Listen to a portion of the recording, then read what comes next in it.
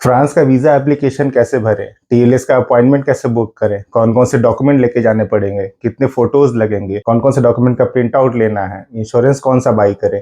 इन सारे सवालों के जवाब हम लोग इस वीडियो में जानेंगे और साथ में आपको मैं ये भी बताऊँगा कि कौन-कौन से टिप्स और ट्रिक्स यूज़ करें ताकि आपको अपॉइंटमेंट जल्दी मिल सके, कब ये अपॉइंटमेंट खुलता है और कितना टाइम लगता है पासपोर्ट रिटर्न आने। तो चलिए इन्हीं सब सवालों के साथ ही शुरू करते हैं इस वीडियो को विथ लेट्स गेट आउट। तो मैंने फ्रांस का वीज़ा अप्लाई किया था फ्रॉम द यूके और मेरे पास बीआरपी कार्ड है, मतलब यहाँ पे मैं रेजिडेंट हूँ और यहाँ से मैंने बीआरपी कार्ड के साथ फ्रांस का वीज़ा अप्लाई किया था। तो सबसे पहला सवाल आता है कि फ्रांस का वीज़ा का अप्लाई का स्टार्ट कहाँ से करें? तो आपको फ्रांस की वेबसाइट पे जाना है, वीज़ा वाली वेबसाइट पे, वहाँ जाके आपको फॉर्म फिलअप करना है।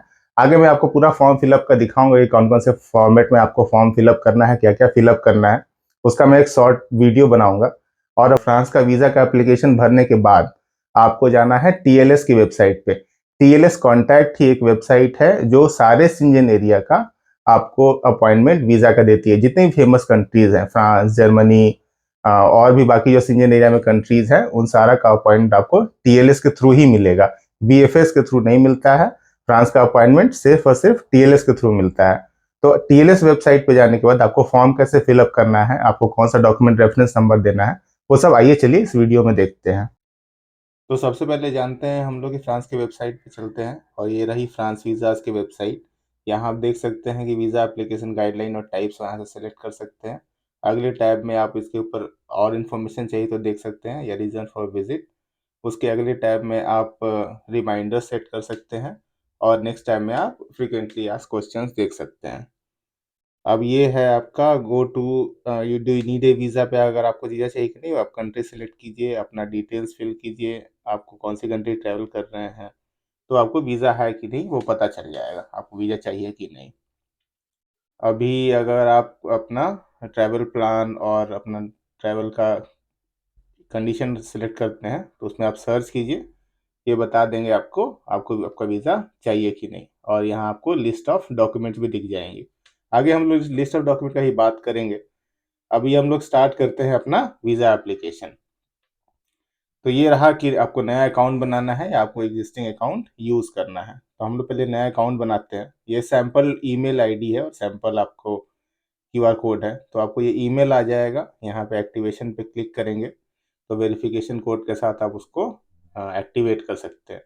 जैसे ही ये एक्टिवेट हो जाएगा तो उसके बाद आपको अपना डिटेल जो है फिल करना स्टार्ट करना है नया पासवर्ड देने के बाद। हम लोग नया पासवर्ड क्रिएट कर लिया है। अभी हम लोग नया एप्लीकेशन क्रिएट करेंगे। तो क्रिएट योर न्यू एप्लीकेशन। अभी सब कुछ यहाँ आपको बहुत ध्यान से भरना है। आपको करेंट नेशनैलिटी, आपका नाम, एज, पासपोर्ट डिटेल्स। थोड़ा फास्ट जा रहा हूँ तो ये आप देख लीजिए स्लो करके कि आपको क्या क्या वहाँ पे फिल करना है। आपको एक एक चीज़ फिल करने के बाद एड्रेस, पोस्ट कोड, सिटी, आप जहाँ से हैं, आपका ईमेल आईडी, सब कुछ आपको फिल करना है। आपको कॉन्टैक्ट डिटेल्स अगर आपका वहाँ कोई है वो भी फिल करना है। कौन खर्चा उठाएगा वो सब फिल करना है। और यहाँ पे रिक्वायर्ड सपोर्टिंग डॉक्यूमेंट आपको यहाँ पे लिस्ट आपको देख लेनी है। इसके बाद आपको कंटिन्यू करना है। ये आपको पहले एप्लीकेंट के लिए यूज़ हो गया। अभी आपको अगर दूसरा एप्लीकेंट के लिए भी चाहिए तो आप इसमें एक अलग से ग्रुप बना सकते हैं। हम लोग ग्रुप फिलहाल नहीं बनाते हैं, हम लोग कंटिन्यू करते हैं। नोटिफिकेशन एडिट करके हम लोग यस पे क्लिक करते हैं। तो ये आपका एप्लीकेशन क्रिएट हो गया। तो एप्लीकेशन का रेट देख लीजिए कितना है। अभी आपको अपॉइंटमेंट सेलेक्ट कराना पड़ेगा टीएलएस कॉन्टैक्ट की वेबसाइट पे जा करके। तो ये आप पूरा पहले चेक कर लीजिए और submit visa application to the centre कर लीजिए। तो यहाँ सबमिट बटन पर क्लिक करने के बाद आपका ये एप्लीकेशन सबमिट हो जाएगा। अभी आपको उसका एक कंफर्मेशन ईमेल भी आ जाएगा। आप कंफर्मेशन ईमेल चेक कर सकते हैं। उसको ओपन कीजिएगा तो आपको एप्लीकेशन का डिटेल और कहाँ से उस एप्लीकेशन को एक्सेस करना है उसका लिंक मिल जाएगा। तो ये जो मेन है यही आपका एप्लीकेशन रेफरेंस नंबर है और यहाँ डाउनलोड पे क्लिक करने पे ये फॉर्म जो है खुल जाता है। यही आपका मेन एप्लीकेशन रेफरेंस नंबर है जो आप टीएलएस की वेबसाइट पे डालेंगे जब आप एप्लीकेशन नंबर सेलेक्ट करते हैं। तो ये सारा कुछ काम कंप्लीट करने के बाद आपको टीएलएस कॉन्टैक्ट की वेबसाइट पे जाना है और उसके बाद आपको वहाँ से आपका अपॉइंटमेंट बुक। फ्रांस का वीज़ा एप्लीकेशन भरने के बाद हम लोग आते हैं टीएलएस की वेबसाइट पे। तो आप गूगल में tls contact.com ट्राई करेंगे तो ये वेबसाइट खुल जाएगी। तो मैं यहाँ डाल देता हूँ I am a resident of United Kingdom. आप यहाँ पे सर्च कर लीजिएगा यूनाइटेड किंगडम और I am going to France. जब आप गो करेंगे तो आप टीएलएस कॉन्टैक्ट की फ्रांस वीज़ा वाली वेबसाइट जो ब्रिटेन से अप्लाई कर सकते हैं वो खुल जाएगी। यहाँ एक्सेप्ट ऑल कर लीजिएगा। मैंने एडिनबर्ग सेलेक्ट किया था, मैं एडिनबर्ग सेलेक्ट कर लेता हूँ। तो मैं एडिनबर्ग पे क्लिक करता हूँ। उसके बाद यहाँ पे ऑप्शन आएगा कि नीचे पे अगर आपने वीज़ा एप्लीकेशन कंप्लीट नहीं किया है तो ये वाली लिंक वापस से खुल जाएगी, फ्रेंच वाली। और अगर आपने एप्लीकेशन फॉर्म भर लिया है, I have completed my visa application form पे आपको क्लिक करना है। तो ये यहाँ पे आप रजिस्टर कर सकते हैं। आपका नाम, email ID, password, I am not a robot वाला लिंक क्लिक करने के बाद आप अपना अकाउंट क्रिएट कर लीजिए। उसका एक कंफर्मेशन ईमेल आएगा, वो क्लिक करिएगा तो आपको वहाँ पे आपको लिंक मिलेगा एक्टिवेट अकाउंट करके। तो उस अकाउंट और क्लिक कीजिएगा तो उसके बाद आप लॉगिन पे क्लिक कर सकते हैं। तो ये पहले लिंक खुल गया, तो लॉगिन स्टार्ट योर एप्लीकेशन। तो यहाँ पे लॉगिन पे आप क्लिक करेंगे। इस लॉगिन पे क्लिक करने के बाद आपने जो ईमेल आईडी और पासवर्ड क्रिएट किया था वो डालेंगे और वहाँ पे लॉगिन बटन पे आप क्लिक करेंगे। यहाँ पे सारा टर्म एंड कंडीशन है, सब में आप यस यस कर दीजिए, वन बाई वन, पढ़ने की ज़रूरत नहीं है। तो सब कुछ आपको यस करना है। वो रीड केयरफुली लिखा है लेकिन आराम से आप सारा कुछ एक्सेप्ट कर सकते हैं। आप क्रिएट एन एप्लीकेशन करेंगे। अब यहाँ पे आपका ट्रैवल का पर्पस डालेंगे। तो हमारा टूरिज्म है तो हम लोग टूरिज्म डालेंगे शॉर्ट स्टे वीज़ा। तो शॉर्ट स्टे टूरिज्म वाला वीज़ा सेलेक्ट करेंगे। उसके बाद आपको यहाँ पे फ्रांस रेफरेंस में मुझे पहले दिखाया था वो, उसको आपको डालना है। नाम, date of birth, country, passport number, आपका ट्रैवल डेट, एंट्री और एग्जिट इंडियन एरिया से कब होगा, ये सब आपको डाल करके एप्लीकेशन क्रिएट कर देना है। तो आप यहाँ पे फॉर्म देख सकते हैं। अभी एक नीचे बटन दिख रहा होगा ऐड ए ग्रुप मेंबर करके। तो आप ऐड अ ग्रुप मेंबर पे जब आप क्लिक करेंगे तो यहाँ ऐड ए फैमिली मेंबर्स आप उसको ऐड कर सकते हैं। तो आइए हम लोग क्लिक करते हैं ऐड ए ग्रुप मेंबर। तो ग्रुप मेंबर पे क्लिक करेंगे तो वैसे ही जैसे आपने प्रीवियस वाले अपने मेन एप्लीकेंट का डाला था वैसे ही सेम उसका ट्रैवल पर्पस तो सेम रहेगा। उसका भी जो फ्रांस वीज़ा एप्लीकेशन नंबर जो आपने ग्रुप में क्रिएट किया था वो एडिट डाल देना है और उनका भी सारा डिटेल डाल देना है। हमें फीमेल है तो फीमेल कर दीजिएगा, travel dates, engineer area, entry exit. तो वैसे ग्रुप क्रिएट हो जाएगा। अगर आपको किड का क्रिएट करना है तो आप अनदर ग्रुप मेंबर भी उसमें ऐड कर सकते हैं। सेम ग्रुप में ही वो आपको ऐड हो जाएगा। तो अगर आप जितने भी मेंबर हैं फैमिली में, 3 या 4 हैं, तो ऐड करने के बाद कंफर्म पे क्लिक कर दीजिए। तो ग्रुप वैलिडेशन आपका कंप्लीट हो जाएगा और आप कैंसिल करेंगे तो वापस आप प्रीवियस पेज पे आ जाएंगे। तो हम लोग क्लिक कंफर्म पे क्लिक करते हैं। आप अपॉइंटमेंट बुकिंग पे आते हैं जो सबसे मेन चीज़ है। तो जैसे ही आप बुक एन अपॉइंटमेंट पे क्लिक करेंगे तो ये जितना आपका अवेलेबल अपॉइंटमेंट है वो सारा आपको ब्लू कलर में दिखा देगा। तो जितना भी ब्लू कलर वाला अपॉइंटमेंट है आप उस पर क्लिक कर सकते हैं। जैसे ही वो क्लिक करेंगे डेट और टाइम सेलेक्ट कर लीजिएगा। तो उस अपॉइंटमेंट वाले डेट पे क्लिक करने के बाद आप उस पर कंफर्म क्लिक कीजिए अगर आपका confirm date and time selected है तो कंफर्म पे हम लोग क्लिक करते हैं। इसके बाद आपको प्राइम टाइम सबका पैसा दिख जाएगा आपको कि कितना कितना पैसा लगता है। तो यूजुअली 3 लोगों का मेरा लगा था 106 पाउंड्स। सिर्फ अपॉइंटमेंट बुकिंग का, वीज़ा फीस उसमें इंक्लूडेड नहीं है। तो अगर आपको कुछ और नहीं ऐड करना है तो आप इसमें सीधा प्रोसीड पे क्लिक कर दीजिए जो भी आपने सर्विसेज लेनी है। तो आपको फिर पेमेंट मेथड सेलेक्ट करना है। यहाँ पे बहुत सारा क्रेडिट कार्ड, डेबिट कार्ड, सब कुछ का ऑप्शन आता है। तो उसके बाद आप जैसे ही पेमेंट होगा तो आपका रिजर्वेशन हो जाएगा कंफर्म। अब इसको आप बैक पे क्लिक कर दीजिए और आपको अपना दिख जाएगा कितना पैसा आपका पे हुआ है। तो यहाँ पे आपको पूरी एप्लीकेशन समरी दिख जाएगी। अब इसमें आप फाइनल कंफर्म पे क्लिक कर दीजिए फाइनलाइज करने के लिए। तो फाइनल कंफर्म पे चलिए करते हैं क्लिक। तो हो गया आपका ये कंप्लीट। अभी आपको यहाँ पे स्टेटस दिख जाएगा। जैसे जैसे एप्लीकेशन प्रोसीड होता है वैसे वैसे आपको उसका स्टेटस दिखता जाता है। अपॉइंटमेंट अगर चेंज करना है तो चेंज भी कर सकते हैं। तो वो एक अलग ऑप्शन है। हालांकि मैंने चेंज नहीं किया था, सिंगल बार ही अपॉइंटमेंट बुक किया था।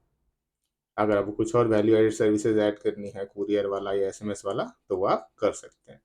अब वो कंफर्मेशन का एक ईमेल भी आ जाएगा तो वो भी आप चेक कर लीजिए कंफर्मेशन ईमेल क्या है और इसमें आपको क्या क्या डिटेल दी हुई है। ये टीएलएस वाली वेबसाइट है। तो अब टीएलएस एप्लीकेशन सेंटर आपको जाना है। अब आपने टीएलएस का अपॉइंटमेंट बुक कर लिया, अब थोड़े बहुत मिथ्स की तरफ आते हैं कि आखिर क्या क्या दिक्कतें होती हैं आपको अपॉइंटमेंट बुक करने के टाइम। अगर आपको अपॉइंटमेंट नहीं दिखा रहा है तो ऐसा कुछ नहीं है कि अपॉइंटमेंट किसी पर्टिकुलर टाइम पे ओपन होता है। मोस्ट ऑफ द केसेस में आपको सुबह 9 बजे का अपॉइंटमेंट चेक करना है। सुबह 9 बजे आपको लैपटॉप खोल के लॉगिन करके रिफ्रेश करते रहना है और आप उससे बार बार अपॉइंटमेंट अवेलेबिलिटी देख सकते हैं। यूजुअली 9 से लेकर 10 बजे तक के बीच में ही आपको अपॉइंटमेंट ओपन का स्लॉट अगर ओपन होता है तो वो उस टाइम ही दिखाता है। यूजुअली मैंने ऑलमोस्ट 2 महीने तक ट्राई किया, मुझे कोई भी अपॉइंटमेंट नहीं दिख रहा था। और जैसे ही 2 महीना के बाद आपको नेक्स्ट डे से 7 नवंबर से मुझे सारे के सारे अपॉइंटमेंट ओपन दिखा रहे थे up to end of December. तो दिसंबर तक का भी अपॉइंटमेंट, लोग पूरा 1 महीने का अपॉइंटमेंट एक बार में खोल देता है और जब ये बंद करते हैं तो आपको अगले 2 महीने तक भी हो सकता है कि अपॉइंटमेंट का स्लॉट्स ना दिखाए। तो ऐसा कोई रूल नहीं है कि अपॉइंटमेंट का पर्टिकुलर टाइम ओपनिंग का क्या है, या अगर अपॉइंटमेंट नहीं दिखा रहा है तो कुछ स्लॉट खुलते हैं, या तो सारा स्लॉट ओपन दिखाता है या तो एक भी स्लॉट नहीं दिखाता है अप टू 2 मंथ्स। ये मेरा पर्सनल एक्सपीरियंस है। तो 2 महीने तक वेट करने के बाद भी जब अपॉइंटमेंट खुला तो मैंने उसका अपॉइंटमेंट तुरंत बुक कर लिया था। तो 2 महीने तक कुछ नहीं दिखाया और 2 महीने के बाद जैसे ही नेक्स्ट डे मैंने 7 दिसंबर को लॉग इन किया तो पूरे टिल दिसंबर एंड तक का अपॉइंटमेंट मुझे ओपन दिखा रहा था हर स्लॉट। और हाँ, टीएलएस का अपॉइंटमेंट बुक करने से पहले आप अपना जो सेंटर है, या फिर आप लंदन में या फिर एडिनबर्ग या मैनचेस्टर, तीनों में से किसी एक जगह पे अपॉइंटमेंट बुक कर रहे हैं तो वो पहले मेक श्योर कर ले कि वो आपका जो लोकेशन जहाँ पे आपका बीआरपी कार्ड आया है वहां से सबसे नियरेस्ट हो, या फिर आप जहाँ रह रहे हैं वहां से सबसे नियरेस्ट लोकेशन हो। आप दूर वाला अपॉइंटमेंट नहीं बुक कीजिए, आप जब से पास वाला जो है, जैसे मैं यहाँ पर्थ में रह रहा हूँ तो यहाँ से एडिनबर्ग जो टीएलएस सेंटर है वो यहाँ से सबसे क्लोजेस्ट था, तो मैंने वहां पे अपना अपॉइंटमेंट बुक किया था। अब एडिनबर्ग टीएलएस की बात करते हैं तो टीएलएस में क्या होता है, जब आप वेवरली स्टेशन उतरते हैं तो वहां से एग्जैक्टली 17 मिनट्स वॉक है। आप आराम से स्टेशन से बाहर निकल के टुवर्ड्स द लेफ्ट वॉक कीजिए और सिग्नल क्रॉस करने के बाद, फर्स्ट सिग्नल क्रॉस करने के बाद आपको राइट साइड में आपको अपॉइंटमेंट वाला जो टीएलएस का सेंटर है वो दिख जाएगा। एक बिल्डिंग है, उसमें एक गेट है, वो भी आपको गूगल मैप्स पे दिखा दूंगा कि वो आप कैसे देख सकते हैं। एक्चुअली यहाँ गूगल मैप दिखाता है वो एग्जैक्टली वहीं पे है, तो आप उसको ढूंढने में बहुत परेशानी नहीं होगी। हालांकि मैं फोटोज आपको लगा दूंगा कि वो बाहर से और अंदर से कैसा दिखता है। आइए अब बात करते हैं इंश्योरेंस की। तो इंश्योरेंस जो मैंने लिया था पहले एडमिरल से लिया था, जिसमें उन्होंने सारी कंट्रीज के नाम डाल दिए थे जो वहाँ पे सिंजन एरिया में आती हैं। ऑलमोस्ट 16 कंट्रीज हैं, तो उन 16 की 16 कंट्रीज का नाम उसमें डाला हुआ था। और जो ट्रैवल डेट था वो एग्जैक्टली उसी ड्यूरेशन का था जिसमें मैं ट्रैवल कर रहा था, 22 दिसंबर टू 3 जनवरी। लेकिन उन्होंने ये रिजेक्ट कर दिया, ये बोल के कि सारी कंट्रीज का नाम नहीं चलेगा, आपको ऐसा इंश्योरेंस लेना पड़ेगा जिसमें सिंजन या यूरोप वर्ल्ड एग्जैक्टली मेंशन हो एरिया में। और वो ट्रैवल इंश्योरेंस जो है कम से कम 1 साल के लिए वैलिड होना चाहिए, ना कि उस आपके ट्रैवल ड्यूरेशन के फर्स्ट ट्रैवल ड्यूरेशन। क्योंकि हालांकि मोस्टली कंट्रीज जो है आइदर 6 मंथ्स या 1 ईयर तक का वीजा देती है, तो आप मेक श्योर करें कि जो भी आप इंश्योरेंस ले रहे हैं वो 1 साल तक वैलिड हो और उसमें जो एरिया का नाम लिखा हो या कंट्रीज का नाम लिखा हो उसमें यूरोप या सिंजन वर्ड मेंशन्ड हो। आप एडमिरल से मत लीजिएगा, एडमिरल में वो, हालांकि ये स्पॉन्सर्ड नहीं है, तो एडमिरल छोड़ करके मैंने जो अपना इंश्योरेंस लिया था वो लिया था स्टे श्योर से। तो स्टे श्योर में वो एग्जैक्ट वर्ड यूरोप लिखा हुआ था, तो उन्होंने वो एक्सेप्ट कर लिया। और वो जो रिजेक्शन था वो 3 दिन के बाद आया। एप्लीकेशन जिस दिन सबमिट किए थे उसके 3rd दिन पर रिजेक्शन का मेल आया, तो मुझे वापस एडिनबर्ग जाना पड़ा और वापस से उसको प्रिंट आउट लेकर के फिर से उसका प्रिंट आउट नया वाला स्टे श्योर वाला इंश्योरेंस का सबमिट करना पड़ा।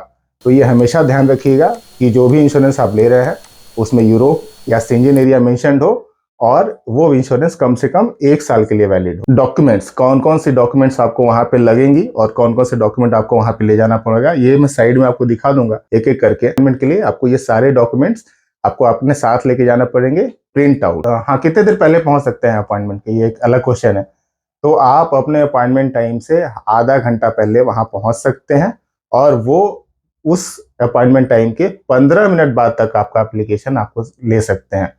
तो अगर आपका अपॉइंटमेंट सुबह 9 बजे का है तो आप 8:30 तक वहां पहुंच सकते हैं, वो आपको एंट्री दे देंगे और 9:15 तक ही आपका वेट करेंगे। उसके बाद आपका एप्लीकेशन जो अपॉइंटमेंट वाला है वो कैंसिल कर दिया जाएगा। तो मेक श्योर करें कि कम से कम 15 मिनट बाद से ज़्यादा लेट आपका नहीं हो और आधा घंटा पहले आप वहाँ पे जा सकते हैं, वो आपको एंट्री मिल जाएगी हाफ एन आवर पहले तक, आधा घंटा पहले से लेकर के 15 मिनट बाद।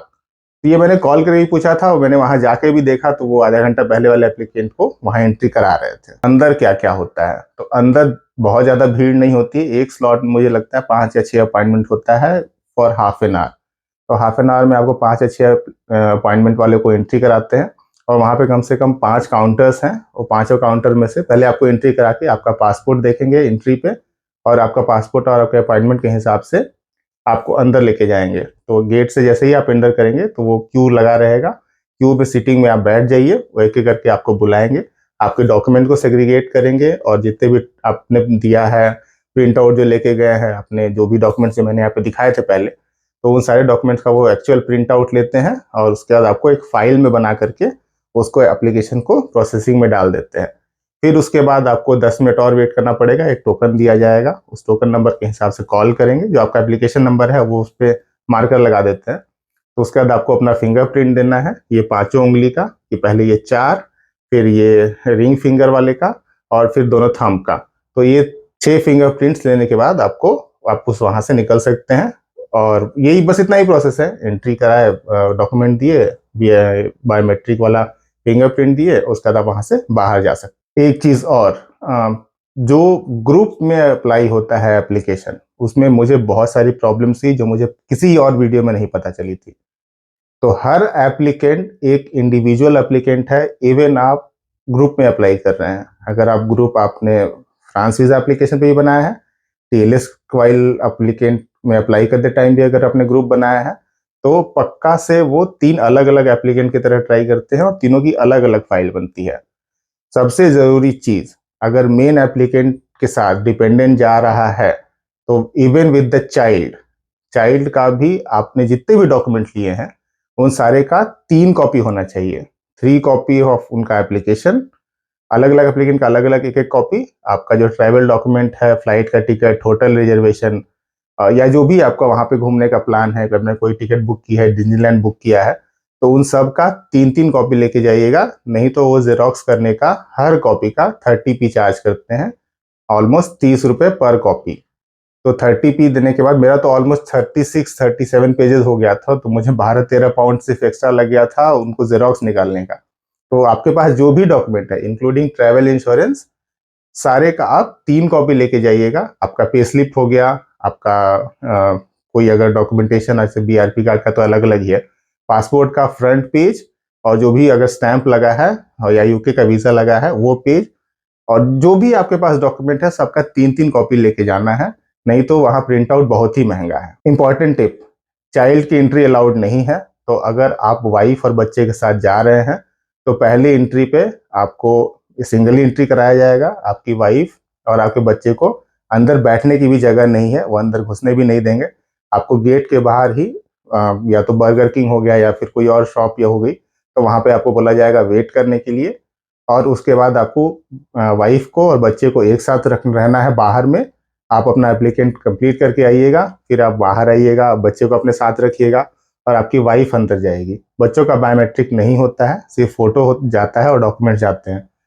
तो मेक श्योर करें कि अगर आप बच्चे के साथ रह रहे हैं तो बाहर एटलीस्ट कोई जगह हो, ऐसा टाइमिंग बुक करें, सुबह 8:30 का टाइम नहीं, थोड़ा बाद में बुक करें, ताकि शॉप्स ओपन हो जाए और वहां पे आपकी वाइफ या आप खुद बच्चे को लेकर के बैठ सके। टाइमिंग की बात करते हैं कि अंदर कितना टाइम लगता है। तो एक सिंगल एप्लीकेंट अगर जा रहा है और सारे डॉक्यूमेंट्स प्रॉपर हैं और वो प्रॉपर देख करके आपको ऑन स्पॉट एंट्री के बाद एक आदमी का बेयर मिनिमम 40 मिनट्स लगता है। आपने किसी और से भी सुना होगा 2 मिनट लगता है, 5 मिनट लगता है, तो नहीं, ये मेरा एक्सपीरियंस नहीं था।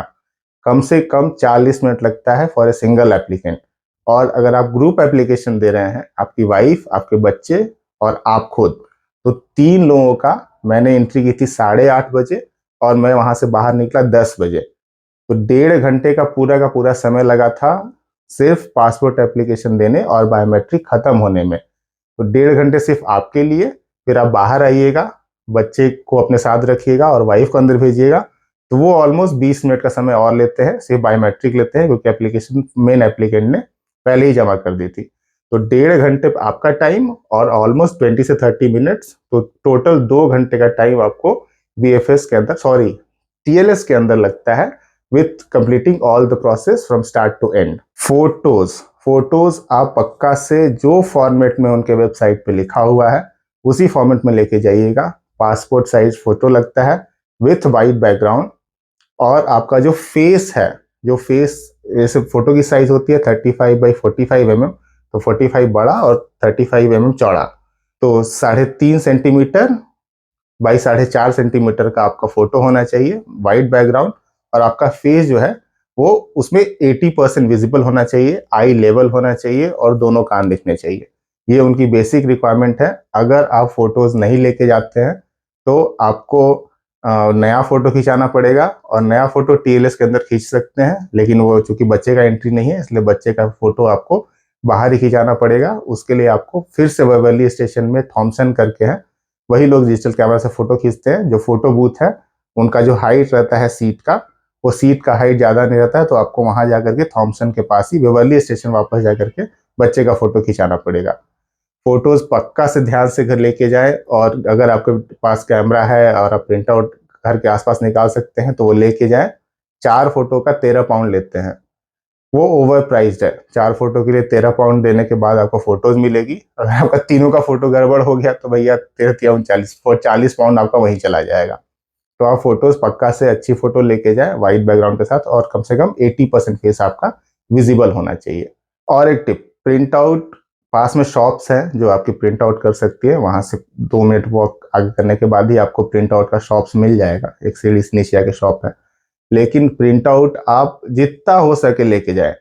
अगर आपके पास ज्यादा एप्लीकेंट है और आपको प्रिंट आउट चाहिए, हम तो बोलते हैं कि फेसबुक मार्केट प्लेस से सेकेंड हैंड प्रिंटर खरीदिए और उसको प्रिंट आउट निकाल करके वापस उसको फेंक दीजिए, बेचने का भी जरूरत नहीं है।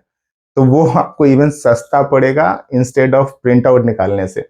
बाहर एक पेज का प्रिंट आउट निकालने का 1 पाउंड लगता है, तो अगर 20 पेज भी अगर हो गया तीनों मिला करके, जैसे कि मेरा तो ऑलमोस्ट 40 पेज हो गया था, तो समझ लिया 40 पाउंड वो वहीं चला गया। तो 40 पाउंड वेस्ट करने से अच्छा है आपको नया प्रिंटर 30 पाउंड में मिल जाएगा। 30 पाउंड में आप नया प्रिंटर खरीदिए, 2 पाउंड का पेज खरीदिए, और शांति से प्रिंट आउट निकाल के जितना हो सकता है 4 कॉपी एक्स्ट्रा ही लेके जाइए, लेकिन कोई भी प्रिंट आउट मिस मत कीजिएगा। आप जितना भी प्रिंट आउट लेके जाएंगे वो आपके लिए बेनिफिशियल रहेगा, ताकि आपको वहां जाने के बाद कोई हैसल नहीं हो कि बाहर निकल के आप प्रिंट आउट का दुकान ढूंढ रहे हैं, फोटो का दुकान ढूंढ रहे हैं। तो जितना मैक्सिमम हो सकता है प्रिंट आउट घर से लेके जाए, प्रिंटर खरीद लीजिए और सेकेंड हैंड में बेच दीजिए, वो ज्यादा बेनिफिट रहेगा। तो बेटर है कि प्रिंट आउट आप घर से लेके जाए। 3 कॉपी बोल दिया, 4 कॉपी ले ले, 5 कॉपी ले ले, बाकी आप पेज फाड़ के फेंक दे, लेकिन अगर आप 1 पाउंड पर पेज का पैसा देंगे ना तो आपको वो अखड़ेगा। तो याद हमेशा रखिए, सब प्रिंट आउट लेके जाना है, 3 की जगह 4-5 कॉपी लेके जाना है। बच्चे का भी ले लिए, वाइफ का भी ले लिए, जितना भी हो सकता है सबका 3-3 4-4 कॉपी निकाल के ले जाइए हर पेज का। TLS का जो ऑफिसर वहां बैठता है वो थोड़ा बहुत दिन भर एक ही काम करके वो सब थोड़े इरिटेटेड रहते हैं, तो पेशेंस रखिएगा उनसे अच्छे से बात करने की, ताकि आपको वो सही ज्ञान दे सके और आपका एप्लीकेशन जल्दी से जल्दी वो फॉरवर्ड कर सके। उनसे बहस करके या कुछ लड़के कोई फायदा नहीं है, तो कोऑपरेट करें उनके साथ, उनके बाद में हाँ मिलाएं कि हाँ सर ये गलती हो गया, आप क्या करना है, तो वो आपको सॉल्यूशन बताएंगे। लेकिन आपको ये नहीं बोलना है कि मुझे पता नहीं था, वो सीधा बोल देंगे वो हमारा दिक्कत नहीं, वो आपका दिक्कत है, वो आप समझिए, हमारा उसमें कोई गलती नहीं है। तो यही सारी टिप्स थी। तो आप कोशिश यही कीजिए कि जितना मैंने टिप्स बताई हैं उन सारी को फॉलो करें, और आपका ये वीजा जो एप्लीकेशन प्रोसेस है वो स्मूथ जाए। अब बात करते हैं कि कितना टाइम लगता है इस पासपोर्ट जो आपने दे दिया। मान लीजिए मैंने पासपोर्ट 7 तारीख को दे दिया, तो कितना टाइम लगता है। देखिए, आपको पहले भी लोगों ने बोला होगा कि हो सकता है कि 2 वीक लगे, 3 वीक लगे, लेकिन जो मेरे फ्रेंड्स है, जो मेरा एक्सपीरियंस है, उसमें एग्जैक्ट 14th डे जिस दिन आपने पासपोर्ट सबमिट किया है, और अगर आपका अपॉइंटमेंट 2 से पहले का है तो एग्जैक्ट 14th डे, मैंने 7 तारीख को सबमिट किया, तो मैक्सिमम 21 तारीख या 22 तारीख को सुबह में मेरा पासपोर्ट मेरे पास वापस आ जाएगा। अगर आपका ट्रैवल डेट फिक्स्ड है और 2 हफ्ते का ही गैप है, तो मैं तो रिकमेंड करूंगा कि आप पासपोर्ट खुद से जाके लेके आए, क्योंकि कुरियर अगर आप पिक करते हैं तो फिर आपको 2-3 दिन उसमें भी लग सकता है। अगर आपका travel date within 2 weeks है, हालांकि ऐसा होता नहीं है, लेकिन अगर ट्रैवल डेट अगर एग्जैक्ट 2 वीक्स है, तो आप कोशिश कीजिए कि आप पासपोर्ट अपना खुद से जाके लेके आए। तो इस वीडियो में मैंने वो सब कवर करने का ट्राई किया जो दिक्कतें मेरे साथ हुई और जो चीजें आपको नहीं करनी चाहिए। तो इन सारी दिक्कतों का सॉल्यूशन जानने के बाद आपको मेरा वीडियो पसंद आएगा। और इसी तरह के और भी वीडियोस को देखने के लिए और इस तरह के ज्ञान और पर्सनल एक्सपीरियंस को देखने के लिए मेरे चैनल लेट्स गेट आउट को सब्सक्राइब करें और इस वीडियो को अपना प्यार दें। Thank you.